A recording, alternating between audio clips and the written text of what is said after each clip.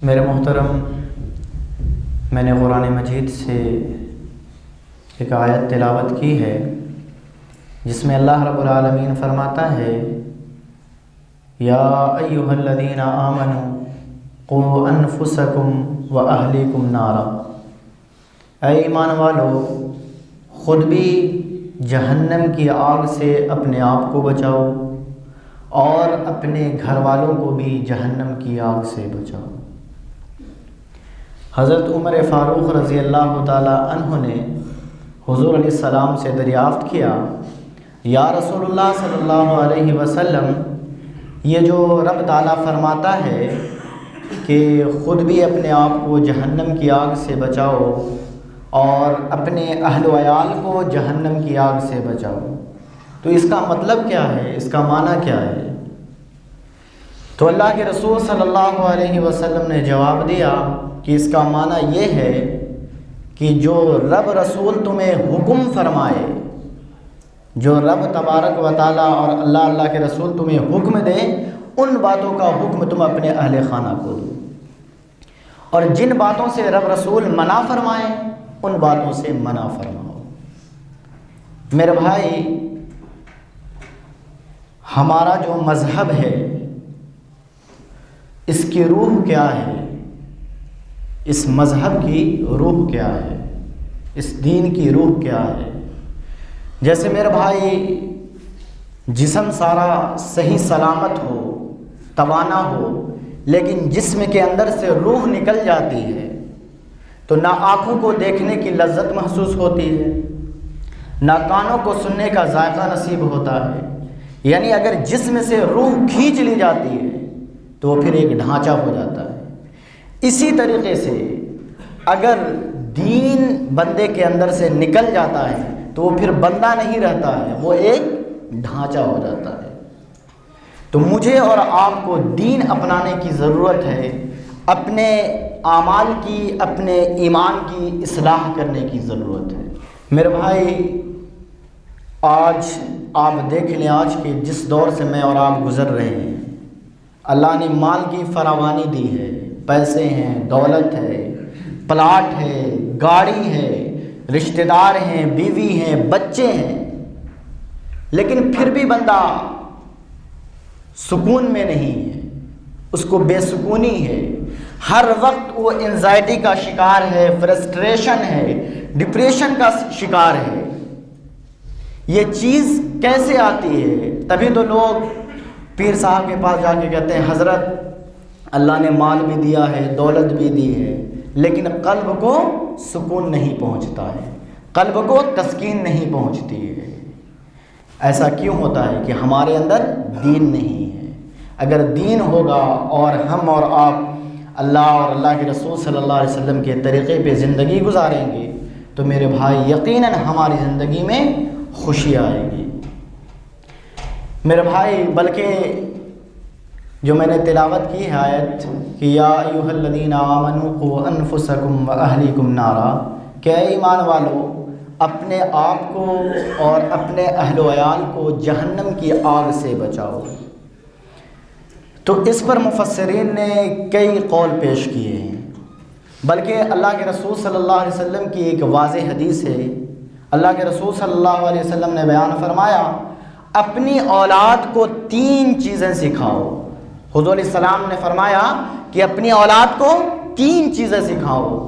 पहली चीज़ क्या है? मेरे हुज़ूर ने फरमाया, अपनी औलाद को मेरी मोहब्बत सिखाओ, मेरा प्यार सिखाओ।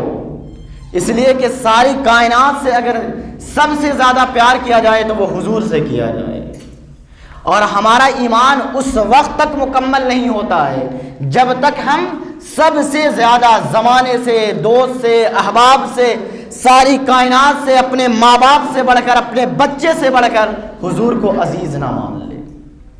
कुरान कहता है ना, क़ुल इन कान आबाउकुम व अबनाउकुम व इख़वानुकुम व अज़वाजुकुम व अशीरतुकुम व अमवालुन इख्तरफ़्तुमूहा व तिजारतुन तख़शौन कसादहा व मसाकिन तरज़ौनहा अहब्ब इलैकुम मिनल्लाहि व रसूलिही व जिहादिन फ़ी सबीलिही फ़तरब्बसू हत्ता याति अल्लाहु बिअम्रिही वल्लाहु ला यहदिल क़ौमल फ़ासिक़ीन।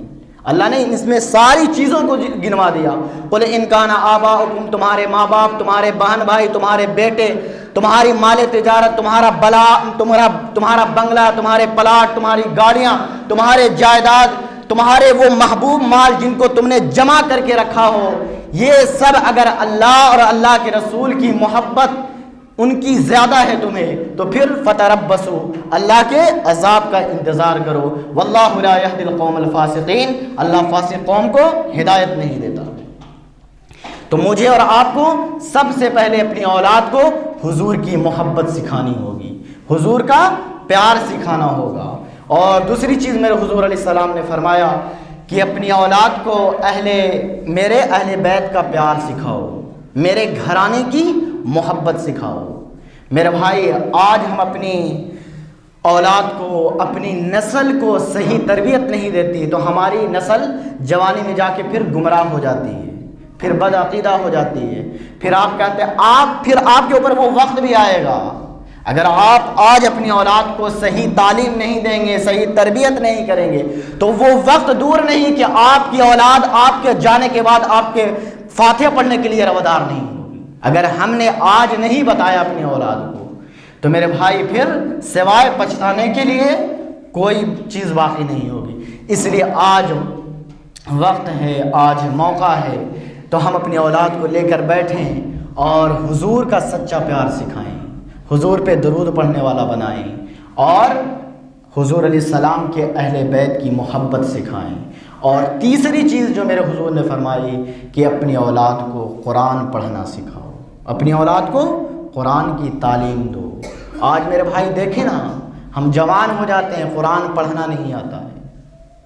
मेरे भाई, कुरान कोई तरफ लोगों को तवज्जो दिलाई जाए।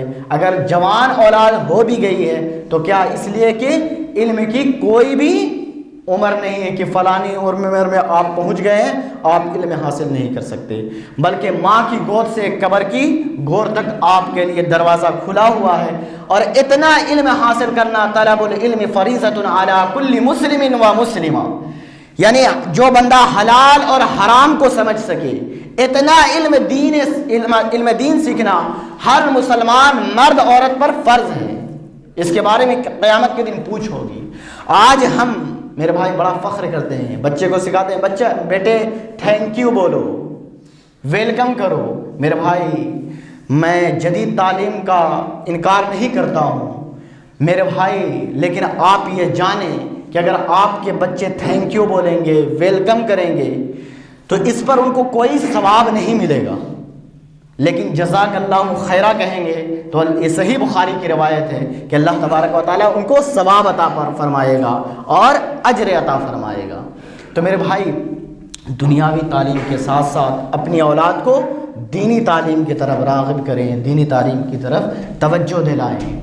सोने की दुआ क्या है, उठने की दुआ क्या पता है आप लोगों को?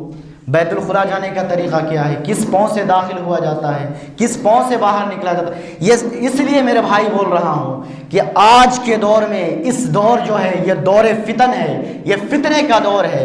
अगर आज हमने अपना मुहासबा नहीं किया, सिवाय पछताने के कुछ नहीं होगा। आज अल्लाह के रसूल सल्लल्लाहु अलैहि वसल्लम की सुन्नत का जनाजा निकाला जा रहा है, हुजूर की सुन्नतों को मिटाने की साजिशें की जा रही है और लोग उसी को फ़ख्र समझ रहे हैं। आज बंदा अगर 4 लफ्ज़ इंग्लिश के जुमले इस्तेमाल कर लेता है तो लोग उसी को पढ़ा लिखा समझते हैं, और कोई बंदा अगर मेंबर पर बैठ के पूरा कुरान भी सुना दे तो लोग उसको समझते हैं तो ये दकियानूस के ज़माने का शख्स बैठा हुआ। मेरे भाई, ये सोच बदलो। आज हम किस ज़माने में हैं? अगर आज हमारा नौजवान दाढ़ी रख ले तो माँ कहती बेटा अभी तेरी उम्र नहीं हुई दाढ़ी रखने की। कब उम्र होगी अम्मा से पूछो। बहन मना करती है कि बेटा अभी तेरी उम्र नहीं हुई है, अभी शादी होना है, अभी कमाना है, बहुत सारे हैं। मेरे भाई, जिस नबी से आप मोहब्बत करते हैं ना, उस नबी के चेहरे पर भी दाढ़ी थी और उस नबी ने हमको तरीक़ा बतलाया कि खाना किस तरह खाया जाता है, उठा किस तरह जाता है, बैठा किस तरह जाता है, सोया किस तरह जाता है, सारे तरीक़े बतला दिए। इसलिए कुरान कहता है लक़द कान लकुम फ़ी रसूलिल्लाहि उस्वतुन हसना, कि हुजूर सल्लल्लाहु अलैहि वसल्लम की जो ज़िंदगी है, जो उनका लाया हुआ तरीक़ा है, तमाम तरीक़ों में सबसे बालातर है, सबसे अफजल है। तो हमें और आपको किसी शोबीज़ की दुनिया में नहीं जाना है, किसी गैर को अपना रहनुमा नहीं चुनना है। अगर हमें अपना कोई आइडियल तलाश करना है तो हमारा सबसे बड़ा आइडियल जनाब मोहम्मद रसूलुल्लाह सल्लल्लाहु अलैहि वसल्लम की हस्ती है। इसलिए आज जो ये टेक्नोलॉजी का ज़माना है, आज भी गूगल कहता है कि दुनिया में अगर कोई सबसे सोना शख्स पैदा हुआ, सबसे खूबसूरत इंसान पैदा हुआ, सबसे पाकीज़ा अखलाक वाला कोई आया तो वो जनाब मोहम्मद रसूलुल्लाह सल्लल्लाहु अलैहि वसल्लम तशरीफ़ लाए। तो मेरे भाई, आज जब गैर कौम मान रही है तो आज हम क्यों बेगाने हो रहे हैं? हम तो उस नबी का कलमा पढ़ने वाले हैं ना।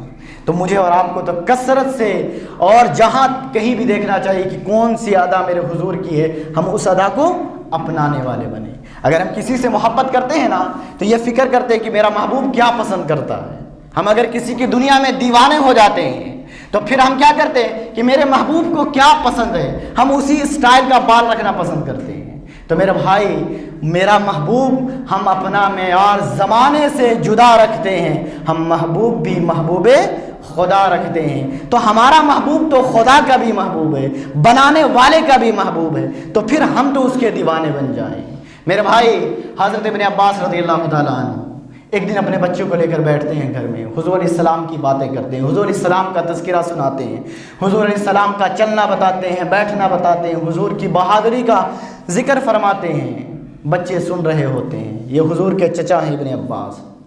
हुज़ूर अलैहिस्सलाम गुज़र रहे थे रास्ते से, कान में आवाज़ गई तो दरवाजे पे रुक गए, देखा कि मेरा जिक्र हो रहा है, रब रसूल की बात हो रही, कान लगाकर सुनने लगे।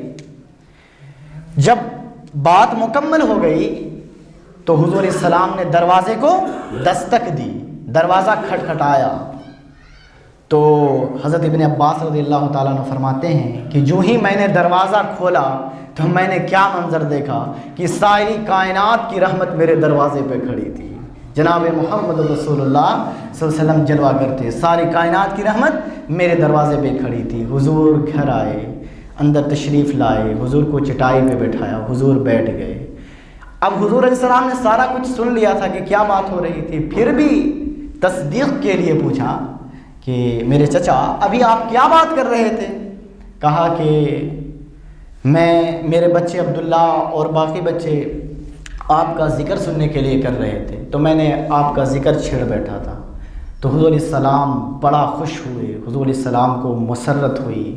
फिर हुज़ूर अलैहिस्सलाम ने ऐलान किया और रिज़ल्ट जारी किया, खुशी का इजहार किया पहले, फिर रिजल्ट जारी किया, ऐलान किया।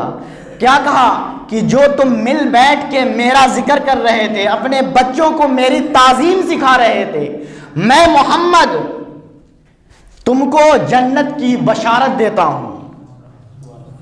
यानी इन बातों पर अगर मैं और आप बैठ के हुजूर का जिक्र छेड़े और अपनी औलाद को हुजूर के कसीदे सुनाएं, हुजूर की नातें सुनाएं, तो क्या अल्लाह रब्बुल आलमीन हमारे लिए जन्नत की बशारत नहीं करेगा? तो मेरे भाई, मैं और आप अपनी औलाद को लेकर बैठें और हुजूर की बातें सुनाएं, हुजूर का प्यार सिखाएं। मेरे भाई, हम जिस दौर से गुजर रहे हैं ना, बड़ा दौर फितन है। ये सोशल मीडिया का दौर है, ये तबाही का दौर है। आज हमारी नौजवान नस्ल बर्बाद हो रही है, सेहत से भी बर्बाद हो रही है, एजुकेशन से भी बर्बाद हो रही है, किसी फील्ड में नहीं है। और ख़ास तौर से आपको बुरा लगेगा कि जो हम खान कहलाते हैं ना, आज हम सबसे ज़िल्लत और पस्ती की दलदल में हैं। देख लें, कोई IAS ऑफिसर, कोई खान नज़र आ रहा? ना हम ऊंचे मनसब पर हैं, ना ऊंचे पोस्ट पर हैं, सिवाय फ़ोन मिल गया वही व्हाट्सएप, वही इंस्टाग्राम, वही फेसबुक की दुनिया में उलझे हुए हैं। अपनी सेहत को भी नुकसान कर रहे हैं। आज गैर कौम के बच्चे सुबह 4 बजे से उठकर दौड़ते हैं और ज़िंदगी के मिशन में भी कामयाब होते हैं, लेकिन आज हमारा नौजवान, माज़रत के साथ कह रहा हूँ, माफ़ कीजिएगा, कि 12 बजे 1 बजे रात में सोता है और आराम से 8 बजे नहीं बल्कि 10 बजे उठता है। तो क्या उसको कामयाबी मिल जाएगी? मंजिल को पाने वाले देर तक सोया नहीं करते। अगर मंजिल को पाना है तो फजर की नमाज अदा करनी पड़ेगी, कुर्बानियाँ देना पड़ेगा। तो मेरे भाई, हम कहाँ बैठे हुए हैं, ज़रा सोचें।